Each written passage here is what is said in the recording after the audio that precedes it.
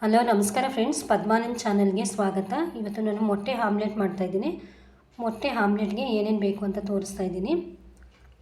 2 ಈರುಳ್ಳಿ ಕಟ್ ಮಾಡಿ ಹಾಕ್ಕೊಂಡಿದ್ದೀನಿ, ಮತ್ತು 2 ಹಸಿಮೆಣಸಿನ್ಕಾಯಿ ಚಿಕ್ಕದಾಗಿ ಕಟ್ ಮಾಡಿ ಹಾಕ್ಕೊಂಡಿದ್ದೀನಿ. ಸ್ವಲ್ಪ ಕೊತ್ತಂಬರಿ ಸೊಪ್ಪು ಹಾಕ್ಕೊಂಡಿದ್ದೀನಿ, ಮತ್ತು 2 ಮೊಟ್ಟೆನೂ ಕೂಡ ಇಲ್ಲಿ ಸೇರಿಸ್ಕೊಳ್ತಾ ಇದ್ದೀನಿ ಇದ್ರ ಜೊತೆಯಲ್ಲಿ.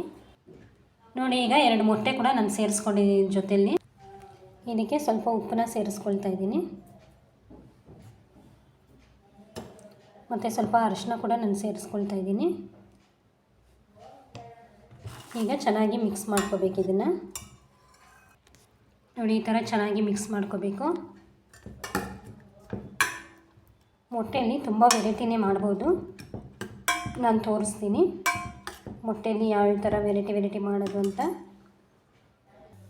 ನೋಡಿ, ಈಗ ಗ್ಯಾಸ್ ಮೇಲೆ ಒಂದು ತವ ಇಟ್ಟಿದ್ದೀನಿ. ತವ ಚೆನ್ನಾಗಿ ಬಿಸಿ ಆಗಿದೆ. ನೋಡಿ, ಈಗ ಈ ಮೊಟ್ಟೆ ಎಲ್ಲ ಚೆನ್ನಾಗಿ ಮಿಕ್ಸ್ ಮಾಡ್ಕೊಂಡಿದ್ವಿ. ಇದನ್ನು ಹಾಕ್ಕೊಳ್ತಾ ಇದ್ದೀನಿ ತವ ಮೇಲೆ. ತವ ಚೆನ್ನಾಗಿ ಬಿಸಿಯಾಗಿದೆ. ನೋಡಿ, ಈ ಥರ ಹಾಕ್ಕೊಂಡಿದ್ದೀನಿ. ಇದಕ್ಕೆ ಸ್ವಲ್ಪ ಎಣ್ಣೆನ ಸೇರಿಸ್ತಾ ಇದ್ದೀನಿ.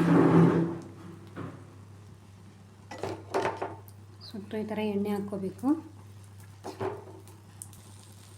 ಎಣ್ಣೆ ಹಾಕ್ಕೊಂಡು ಸ್ವಲ್ಪ ಬೇಯಿಸ್ಕೋಬೇಕು. ಗ್ಯಾಸ್ ತುಂಬ ಜೋರಾಗಿ ಇಡಬಾರ್ದು, ಕಡಿಮೆಯಲ್ಲೇ ಇಟ್ಕೊಂಡು, ಉರಿಗೆ ಸ್ವಲ್ಪ ಕಡಿಮೆ ಇಟ್ಕೊಂಡು ಇದನ್ನು ಬೇಯಿಸ್ಕೋಬೇಕು.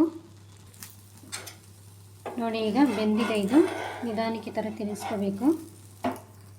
ನೋಡಿ, ಈಗ 2 ಸೈಡು ಚೆನ್ನಾಗಿ ಬೆಂದಿದೆ. ಆಮ್ಲೆಟ್ ರೆಡಿ ಆಗಿದೆ. ಗ್ಯಾಸ್ ಆಫ್ ಮಾಡ್ಕೊಳ್ತಾ ಇದ್ದೀನಿ. ನೋಡಿ, ಈಗ ಎಗ್ ಆಮ್ಲೆಟ್ ರೆಡಿ ಆಗಿದೆ. ಸಿಂಪಲಾಗಿ ಮಾಡ್ಕೋಬೋದು.